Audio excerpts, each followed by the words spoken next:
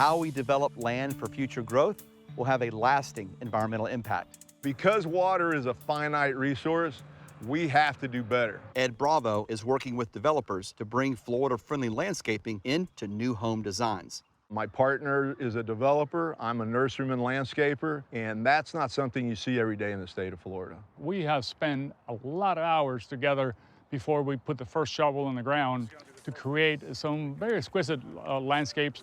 They are sustainable, they have longevity. This unique partnership has Ed Bravo involved in the early stages of development, allowing him to make decisions about plant selection and water efficiency. I'm included from the planning stage, the installation stage, the maintenance stage. We have to find ways of conserving water, designing irrigation systems with new technologies and better design criteria. Ed is very meticulous and he thinks ahead, but he's looking after us.